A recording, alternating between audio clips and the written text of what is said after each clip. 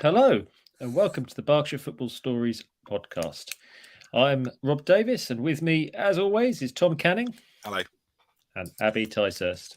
Hello, hello. Been away for a couple of weeks, so there's been a few happenings inside the Berkshire game. But first, how are we both feeling? Tom, you're sporting a husky voice. Listeners may be able to hear that. Yes, I sound great in the car, though.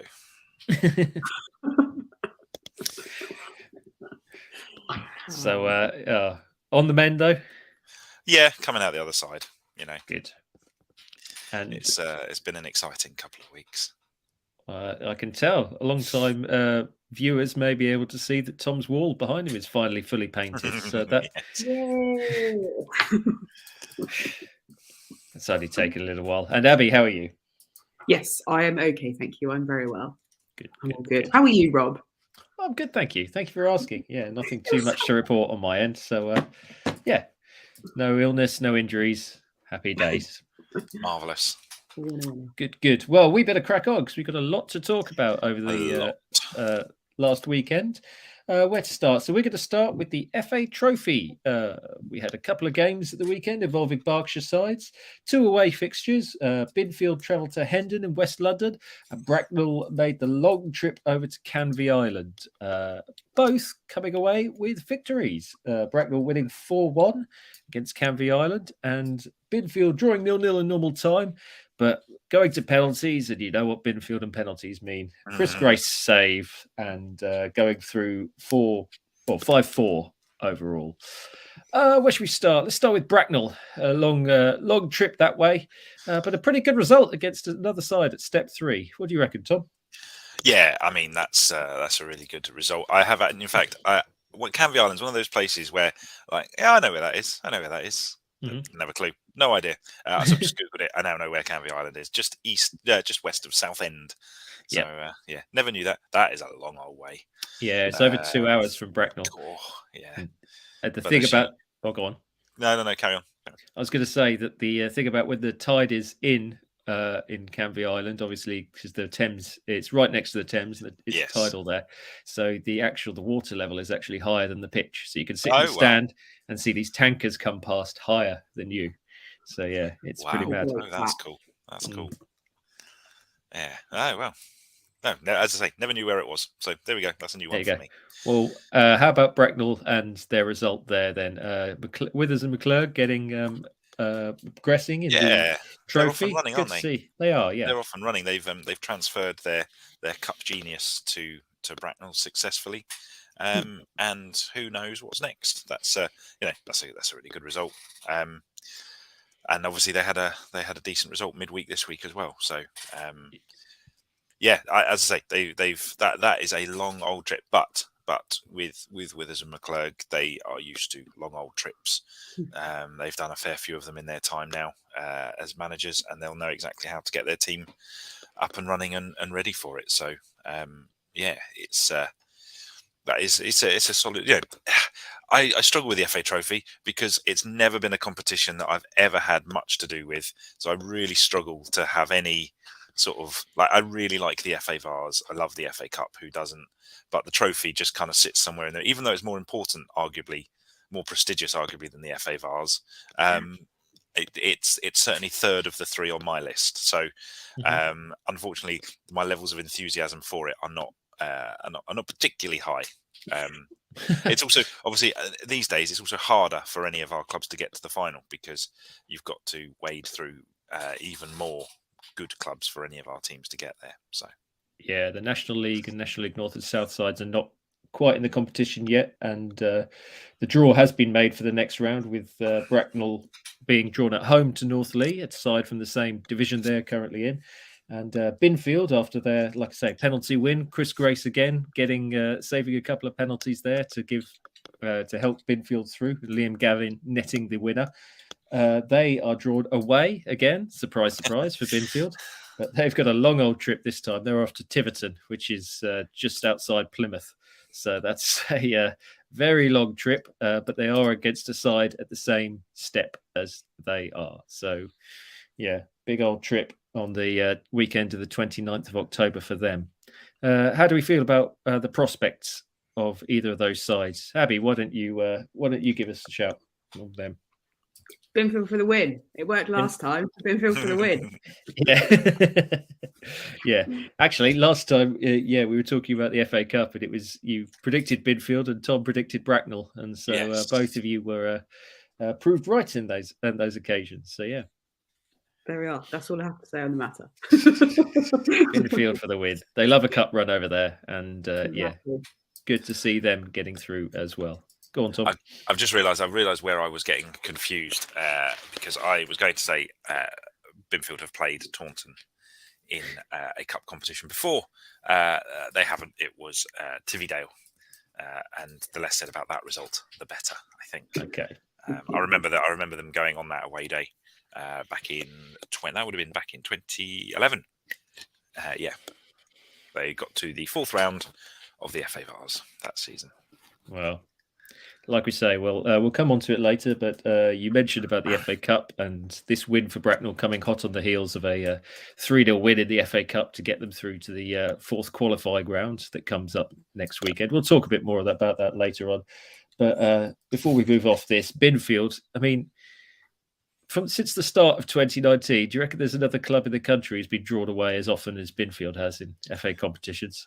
I'd find it very hard to believe they've had, one home game? They had one home game against Tonbridge Angels this season. And they played Truro City at home as well.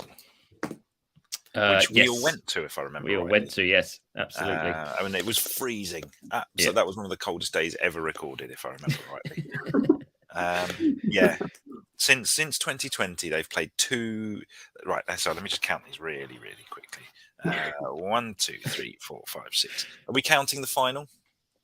Well, it wasn't at home, was it? No, I don't know. 7. No, but it's a neutral ground, isn't it? 10, yeah, exactly. They weren't drawn there. So, yeah.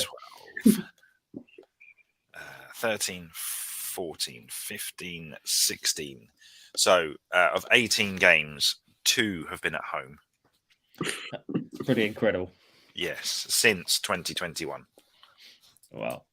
Well, pretty impressive. And they've got one more away day to get through to the I suppose next round. in that I have included 2020-21. So actually it's slightly more than that. It's more like 3 home games and 20 away games, I think. Wow. Well, perhaps one for Phil Arnett or someone like that to work out for us.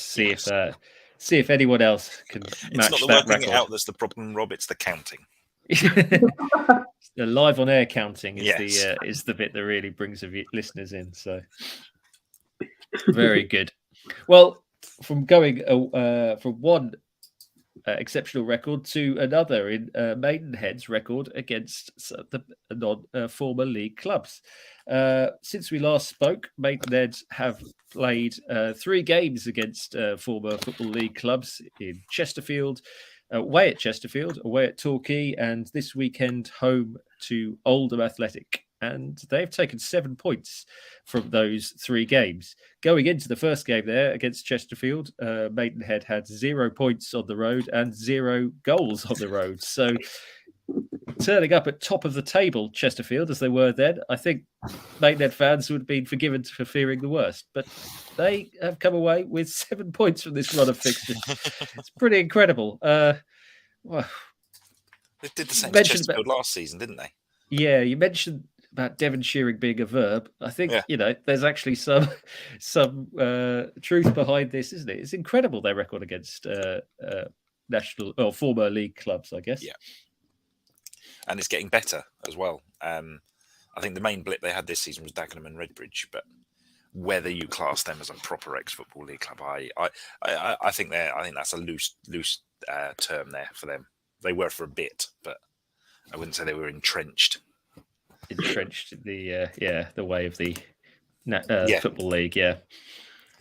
Well, they're playing Barnet again before the end of the month. So Barnet are actually a side they have a pretty poor record against. Yes. So, I'm not sure that they've actually... I think they played Barnet for the last 3 or 4 seasons. I'm not sure they've actually scored since, at Barnet. So, one that doesn't usually go down well there, but hopefully their Devonshiring record could continue. And they continue on this fantastic run of results against those sides.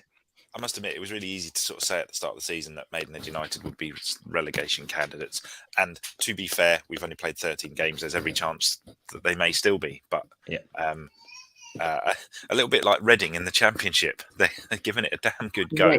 So, they're giving it a good old go. And I suspect they will be absolutely fine again this season.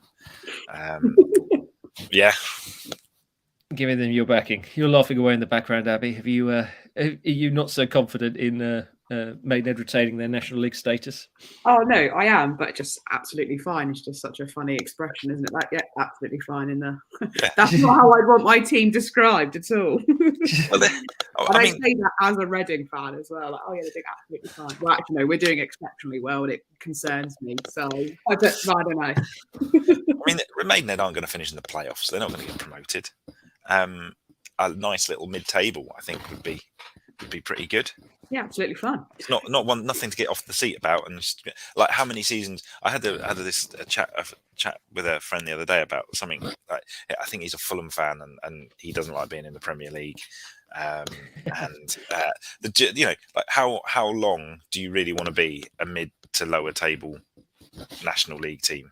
Sort of, because without significant, and obviously they've got the ground coming down the road, and there's some quite salty messages from the rugby fraternity about that, isn't there? Which seems a little bit shockingly. Football is more expensive to run than rugby at this level.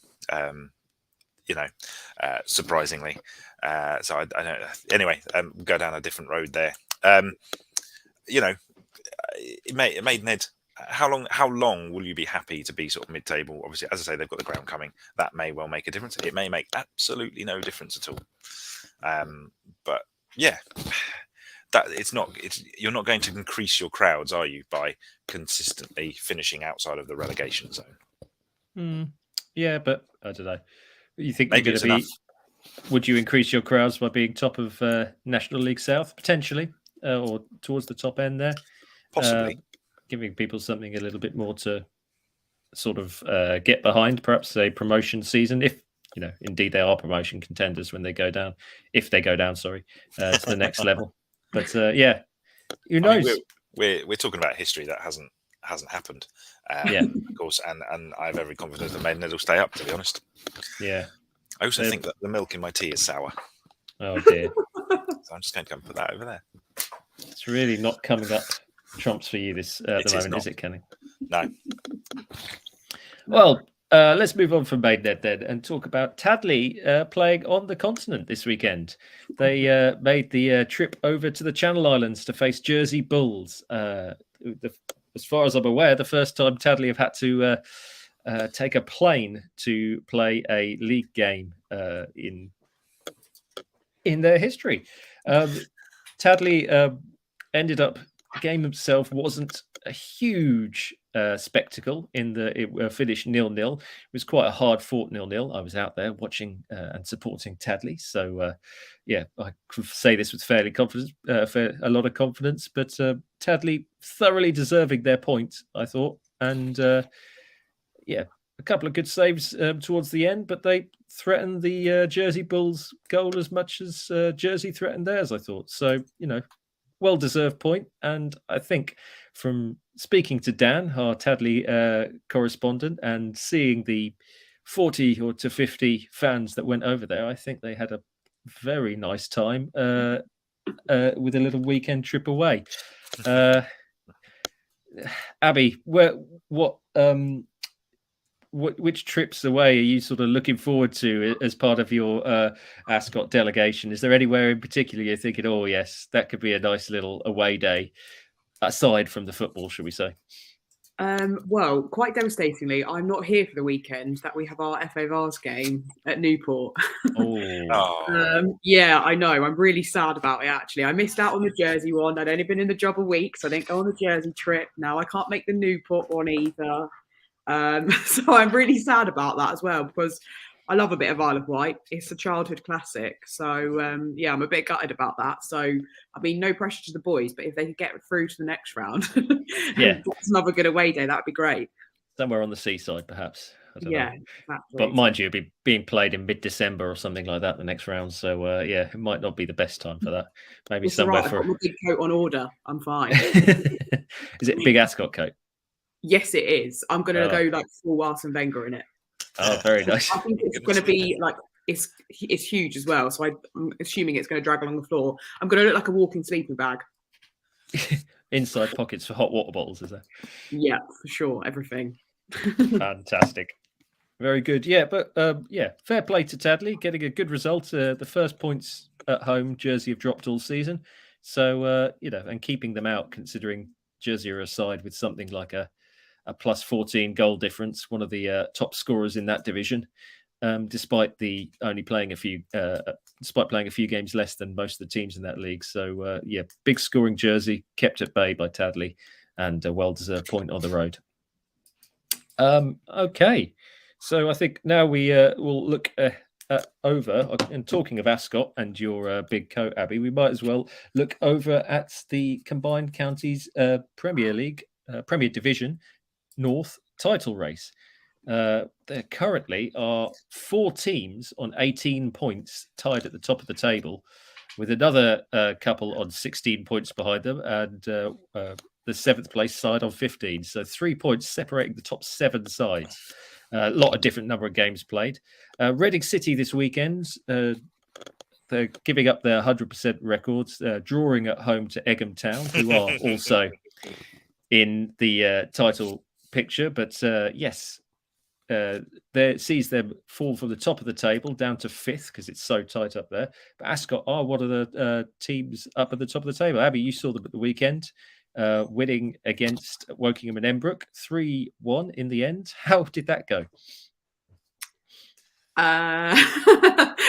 I mean, our goals came in the 89th and the 91st minute.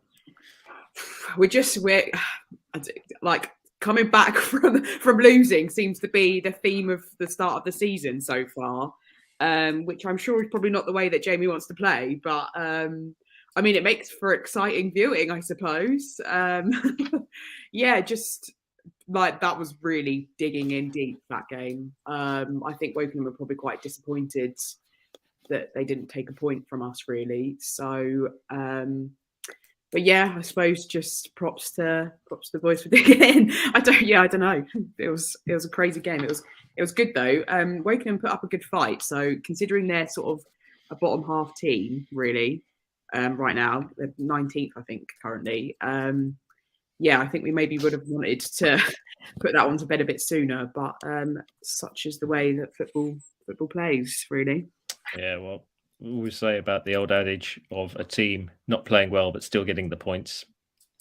Perhaps Ascot fulfilled that this weekend and managed to keep pace with the leaders at the top of the table.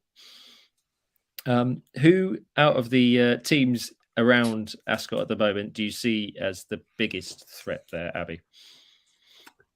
I mean, we've got a 3rd trip to Flackwell at some point in the season, I think in January, and they knocked us out of the Berks and Bucks Cup, and then a week later we lost to them. So I suppose they're probably our biggest threat right now. But then equally, kind of London Lions and Burnham are both, well, they've got exactly the same, like everything's the same. Played 9, won 5, drawn 3, lost 1, same goal difference and everything. So yeah, tricky one. I think it's just really like the division generally is super, super competitive and everyone's sort of toe for toe. So yeah, I think any of those, the kind of top 4, top 5 will be tricky for us. I think it'll be probably pretty exciting when we go to Reading City at some point as well. I think we've got them soonish actually. So it's just been a really exciting start to the division really in the season. Absolutely, yeah. Tom, Reading City dropping their first points at the weekend. Bit of a shame for them, but still a very strong start. The only team in the division not to suffer a defeat so far. Yeah, really, really strong start to the season for them. I've just been reminding myself of the really excellent Egham Town match report. Yes. that we're going to come on to referees later, aren't we, Rob? Indeed. But essentially highlighted a number of injustices against the mighty Egham, and suggested that perhaps they didn't quite have the rub of the green with the referee, whereas I'm absolutely 100% certain that it was all 50-50, very fair, and they are just absolutely bitter. They cheered up a little bit on Tuesday night. The match report was much happier. They beat Knapp. They hammered Knapp Hill 4-0 in a county cup of some description, or a league cup. It made me laugh. I enjoy bitter official match reports. They make me laugh quite a lot. Very good. Well, sorry, this question was about Reading. No, really, really excellent start. It's interesting they've only played 6 games. There's obviously a little bit more to come from them. My eyes are always drawn to Flackwell Heath. Flackwell Heath are always there or thereabouts. Yeah, and they always cause trouble. Well, like you say, Flackwell Heath actually hosting Virginia Water this weekend, who are another side who are sort of just ticking along nicely. They're in 8th. So, perhaps a game to watch. Maybe Tom's game of the weekend. Who knows? We'll have more of that later. But just before we leave the Combined Counties Premier Division North, we should call out that Holyport got their first league win of the season this weekend. They've drawn 4 games of their 7 so far, and now added a win to that. So it's taken them up a few places, and good to see them get off the mark in that regard. And we talk about the fight at the top of the table. There's also quite the competition at the other end, where Oxyjets may be slightly starting to get a little bit disconnected with 2 points, but the next 3 sides are on 6. There's 2 on 7, 1 on 8, 1 on 9, and all the way up to the mid-table. There's only 4 points separating those sides in that last relegation spot. So, how do you feel like our Berkshire sides will get on as the season progresses, Abby? I think it's going to be a real mixed bag, isn't it?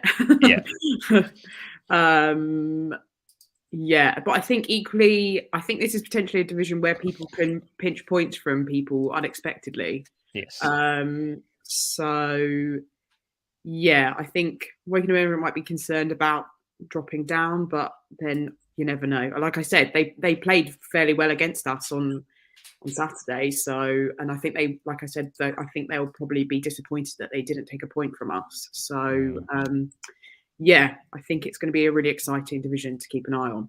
Absolutely, yeah. Woking and Embrook away at Broadfields United, who are right down there as well at the moment. So a big game for them this weekend. So one to get to if you fancy a trip away to West London.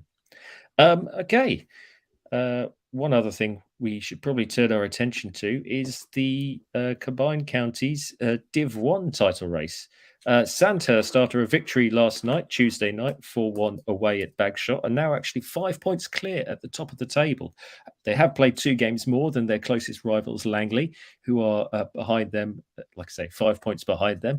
But there's quite a Berkshire feel to the top end of the table, with Berks County also there in 4th place, and in fact, all of our Berkshire sides in that division in the top half, with Woodley, Eversley and Aldermaston, all 8th, 9th and 10th respectively.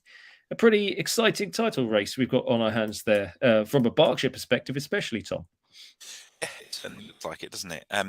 It's if I remember rightly, last season we certainly had we didn't really have anyone in the middle. We had teams at the top and we had teams at the bottom, and so far this season it's looking fairly solid, like a top 10 of Berkshire sides in step 6, which is really nice. I like a little bit of symmetry like that.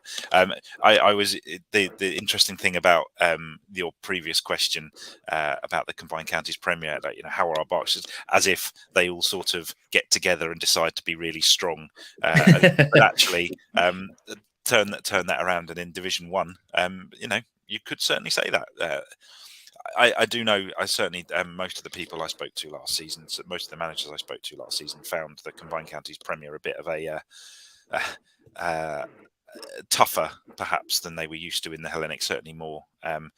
I want to say technical. I think that was the way around. It was either tougher or technical, and I can't remember which exactly way around it was. I think technical. Whereas the Hellenic is a little bit more sort of rough and tumble. But Division 1 last season, we did have quite a few sides at the top. So, and in fact, obviously, Eversley and Wallingford both reached the playoffs.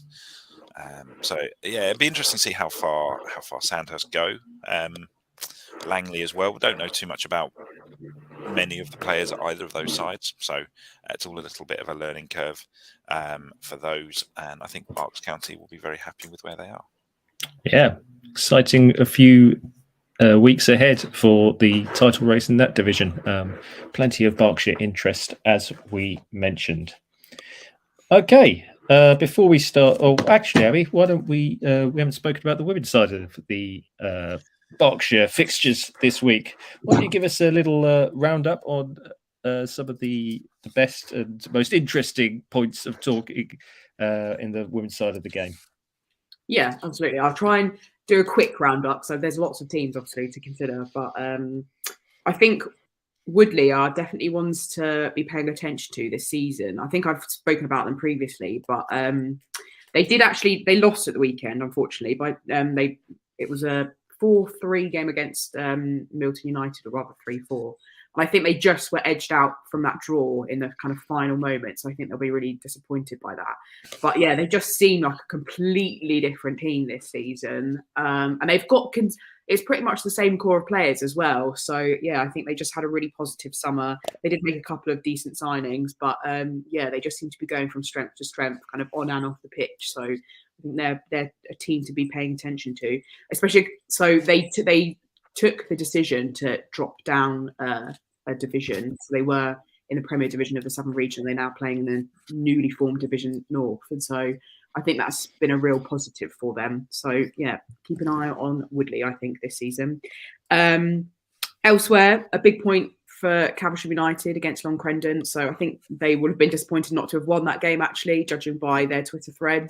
But a point against Long Crendon is really good because they edged them out in the cup last year. So I think that's, whilst disappointing, I think they'll have been glad for that draw.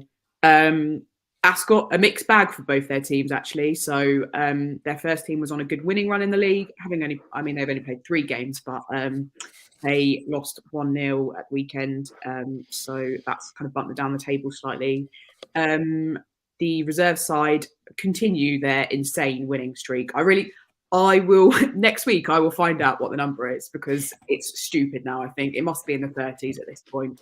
But yeah, another solid win for them there. I think it was a 4-0 win against Haddenham. And that's having been bumped up 2 divisions. So yeah, they're just on this sort of crazy unbeaten streak, and they just seem to keep going from strength to strength there. So they're doing really well. Maidenhead had a real tricky defeat against Exeter. I say tricky. Exeter are probably going to be the ones that go up this season, I imagine. So they'll be in the Southern Premier Division of the National League this season. But I think that was a bit of a challenging game if Maskell would get his word in here. So I'm not going to say the reason why, though. We can talk about that at the end. But yeah, I think Maidenhead are finding it a bit of a challenge this season, but I think it's a bit of a foundation thing for them because obviously they're on their 3rd manager in 2 seasons. But I think Ed, who's taken over there, is going to be a real positive influence on them, I think. And again, they're another team who have got a very similar kind of core group, and they've had quite a core group for a while now. I don't think they're down and out, but they are struggling, I think, a little bit. So maybe one to keep an eye on for them as well. Other than that, lots of kind of Division 3, actually. Division 3 South, rather, of the Thames Valley, I think is, as usual, it's competitive self. So, yeah, just lots of Berkshire sides in there who are doing well. Although I would like to say that currently we're being picked to 1st and 2nd by some Hampshire teams. So Shinfield are the ones who are carrying the Berkshire flag right now in 3rd. But yeah, no, just as always, I think I say it every season, that Division 3 South of Thames Valley is always the most competitive one. So yeah, that's how the kind of women's scene is looking right now. Very good indeed. Lots of interesting football. We'll come on to the fixtures for next week in a moment.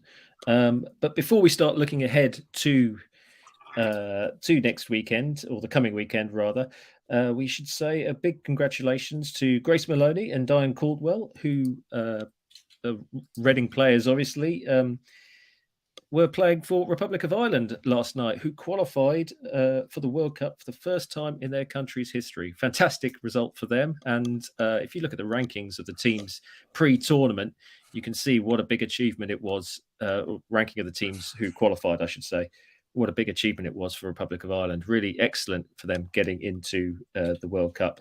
But on the other side, of course, a really bitter pill to swallow for Wales. Absolutely incredible result when they got all the way to the end of injury time against Switzerland, and all the way to the end of extra time, and conceded a last-minute goal to be knocked out of qualifying. A real sickener to take, and obviously Wales with Reading rather, with such a strong Welsh link. I mean, you just look at the team last night, and there were so many Reading or former Reading players in terms of Fishlock, James, Evans, Rowe, Woodham came on, Ward as well. I think you could almost do a full team of Welsh ladies who play for Reading. So it's it was really, really sad to see them knocked out, and a bit of a sickener. Anything you want to say on that, Abby? Yeah, just that I think the dressing room is going to be a bit tricky this week, isn't it? when they come back for the WSL games, because whilst Republic of Ireland are through, that meant Scotland are out, and Emma Mitchell was obviously a Scotland player as well. Yes, of course. Yeah. It's going to be, the dynamic's going to be interesting, that they have to kind of switch off their international brain and turn back on their domestic league brain. So, but yeah, no, like you say, it's an incredible feat. So that's Republic of Ireland's first time qualifying for the World Cup, but actually the first time qualifying for any major tournament. So it's really incredible, and you can see the growth that is happening in our kind of surrounding nations. And I think, whilst it's really disappointing for Wales, obviously it's incredible that they're in this position now, and they are so competitive. So really gutted for them. I think they really deserved a place, but such is the wonderful world of international football. Yeah, absolutely. Well, let's move on to looking ahead to the weekend's games then. You might, as we were talking about the interesting dynamic in the Reading dressing room when everyone comes back from their various international duties. Why don't we start there? Because rolling into town on Sunday is an Arsenal side who are looking pretty strong in the WSL this season. How do you feel about Reading taking on Arsenal at the Select Car Leasing Stadium this weekend, Abby? I'm really trying to remind myself that I'm not being negative Nancy about this, but I'm concerned, shall I say. Well, I mean, not like it's obviously bad for them, but so both their Arsenal centre backs are currently out with injuries, so that's Williamson and Sousa. So, but their replacements are just as capable. Arsenal are one of many stacked squads in the WSL, so their replacements are just as capable. So, I mean, I don't know if we can capitalise on their defence or not. And obviously, with Deanne Rose being out as well, I think she's been a bit the kind of game changer for us when we played against Arsenal beforehand. So her not being there is tricky. But yeah, I genuinely have no idea how it's going to go. That 1-1 draw from January last year is a long, long way ago now. So they've thumped us 4-0 since then, so twice. So I'm clutching at straws here, trying to think of some positives. It's going to be a tricky one. Reading not yet, obviously, get off the mark in the WSL. So this is actually top against bottom as things stands. We're only a couple of games in, of course. So no panic stations just yet for anyone, or celebrations at either side of the table. So, but Arsenal looking quite formidable already, and 8 goals for in their 2 games, 0 conceded. Reading's defense is going to have to be, on top form to keep them out. You have to feel so. A positive at this time is that we do have more experience in our defence. I think potentially previous seasons, we've been playing people maybe not slightly out of position, I suppose, like a little bit out of position. Like Lily Woodham always wants to push up higher up the field, which I'm very happy for her to do. Yeah. So I think the fact that we have got Emma Mitchell back there in left back, and she's an ex-Arsenal player as well. So while she's been with us for 2 seasons now and had one out on maternity leave, she will know some of the dynamic of the Arsenal team. So I think that's a positive for us. So yeah. Good. Well, yeah, I'm sharing your trepidation, but that game, of course, kicking off at 6:45 on Sunday evening. So supporters of football and local football in general, Reading women supporters, can actually have the opportunity to perhaps catch a local game with the sort of traditional 2:00 kickoffs all happening on Sunday. Why don't you pick out a fixture, Abby, that perhaps anyone wanting to go to the Reading women's game in the sort of evening, afternoon time can make a double header with that fixture? Yes. As I flagged them before, Woodley. So Woodley are playing Maidenhead United in the Bucks and Bucks Senior Women's Cup. Only 15 minutes down the road from the Select Carleton Stadium, so you don't even have far to go. They'll be playing at Bullmarsh, so I think that's going to be quite an exciting game. I think, like I said, Woodley are going from strength to strength, and I think they'll be confident going into that game. Maidenhead might find that a little bit tricky, so yeah, I think that's should be a really tasty tie. And I think, the Senior Cup's always an exciting cup for us in Berkshire, so yeah, that would be 100% my pick. That's Abby's pick of the week on the women's side. Brilliant. So, lots to look forward to there on Sunday. But, of course, on Saturday, we also have some fixtures to look forward to, perhaps the most premier of which is the 2 sides we have going in the 4th qualifying round of the FA Cup. Both Berkshire sides in the competition at this point, Bracknell and Maidenhead United, have been drawn at home with a place in the first round proper, the prize for any side that gets through at this stage of the competition. Bracknell Town, of course, drawn at home to Banbury United of the National League South, and Maidenhead United also drawn against home to a National League South side in Eastbourne Borough. Perhaps a pretty tricky tie for Bracknell Town there. Tom, how do you see them getting on? Yeah, it took me ages to find out which division Banbury United were in, because I was not expecting them to be in the Vanarama National League North. But such is North, geography. sorry, I said, yeah. Oh, did you? Oh, I missed that completely. Such is geography in this ridiculous country. They are second. They are third in the National League North, behind Kings Lynn Town and Darlington, just ahead of AFC Fylde, Scarborough, Kidderminster, and Alfreton, all places that are very north. Yeah, some big away days for Banbury there. Yes, I'm sure they will. Bracknell will seem like a relative trot to the shops, I suspect.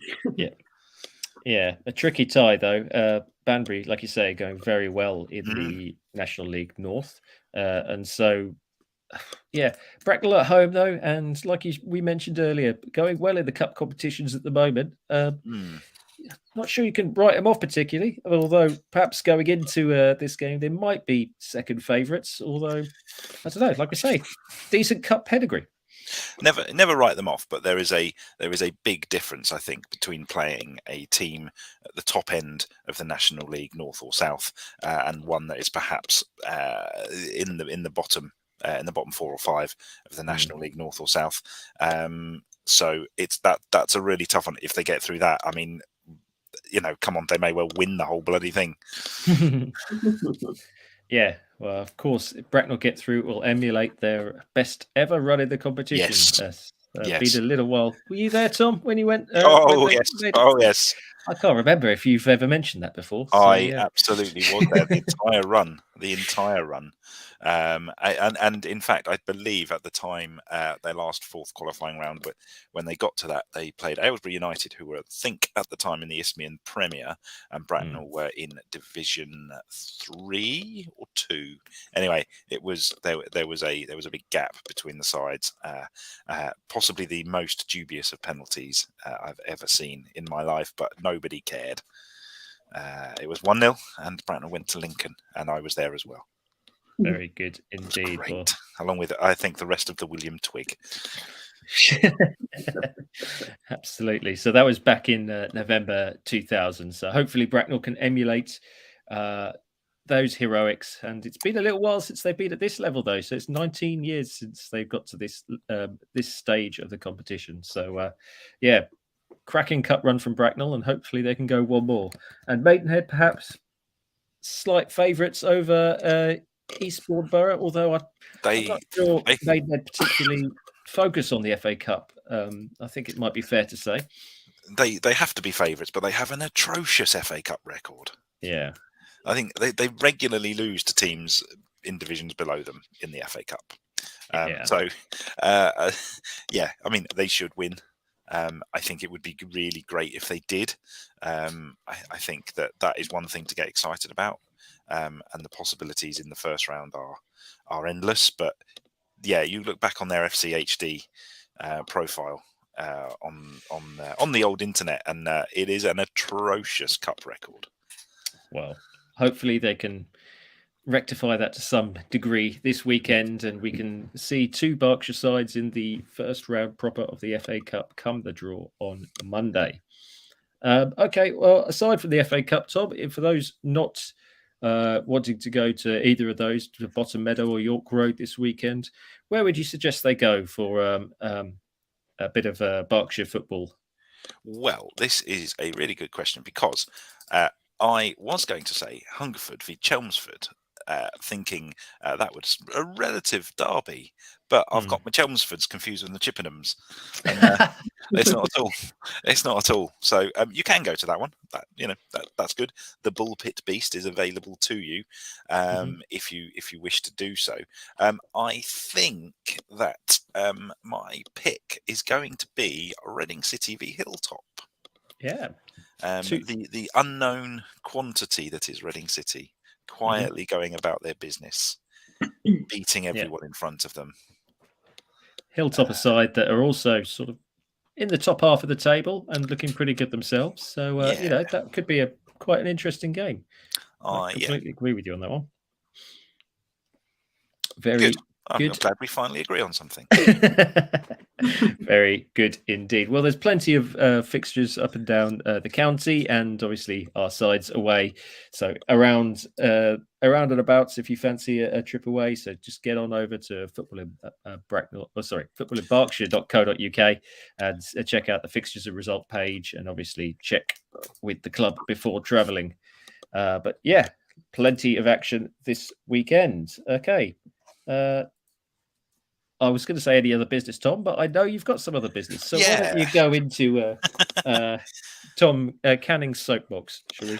None of this is new, but we obviously in this country at various different levels of the game, there is a bit of a refereeing crisis, and maybe a bit of a refereeing crisis doesn't do it justice. There is a refereeing crisis, and there's a couple of teams that or a couple of clubs that I'm aware of that are struggling for referees every week. It looks like, I think in Hellenic Div 2, clubs are regularly having to find their own referees for games. Leagues aren't able to appoint them.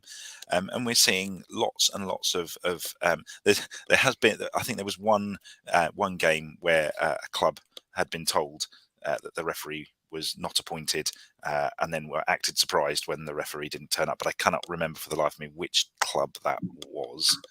One of you may, but I can't remember. I'm not doing that because to protect their modesty. If I could remember, I would. Taplow United.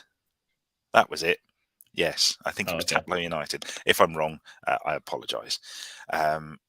So we're seeing a lot of that. But what I'm also seeing a lot of, especially from official club accounts, is stuff being posted from clubs having a go at referees' decisions, having a dig at referees' decisions. And I made this point about the Egham match report earlier. In that official match report, there were various mentions that the referee lacked consistency, this, that, and whatever. And equally, Abby, you posted in one of our little group chats yesterday about the number of assaults on referees going up. So all of that being said, and assaults on referees, I don't think there was anything to show whether that was a bit up a number or gone down on previous years. Either way, it's dreadful.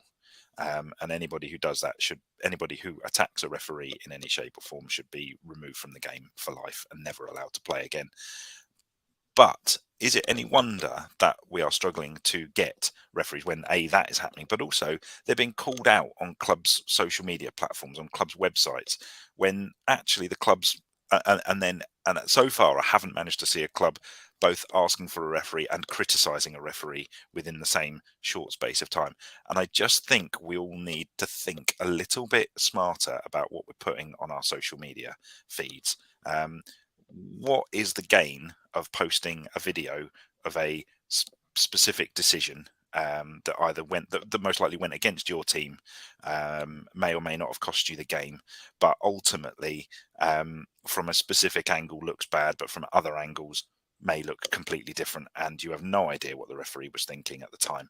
I just think we really need to be a little smarter about that. Everybody will say, "Oh, it's down to the FA to impose, discipline and stuff." Well, actually, it's not.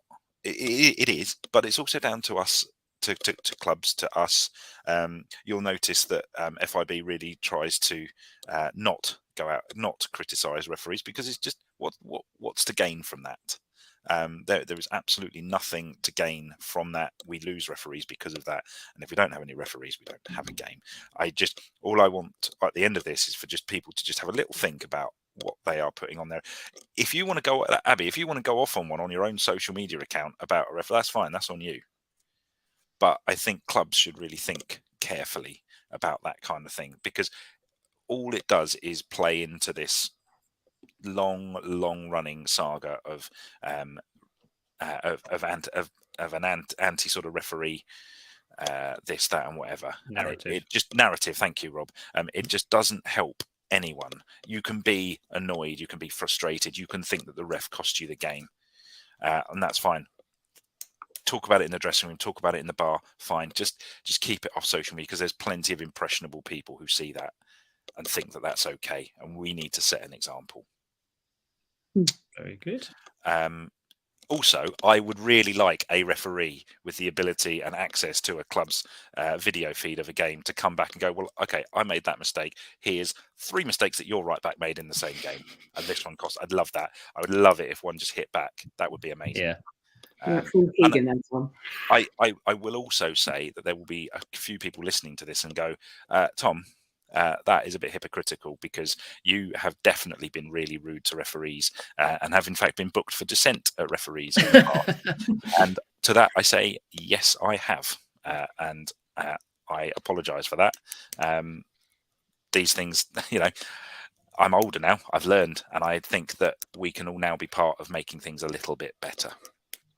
I mean, yeah, there's a difference between being critical of a referee's decision and then going on social media and sort of posting it on an official club Twitter account and with your sort of rose tinted eyes on and being biased. I think everyone has watched a game, and especially if you've watched perhaps further up the league, has thrown abuse at a referee. If abuse isn't good at all, but you can't let it go any further than just sort of say, what was that?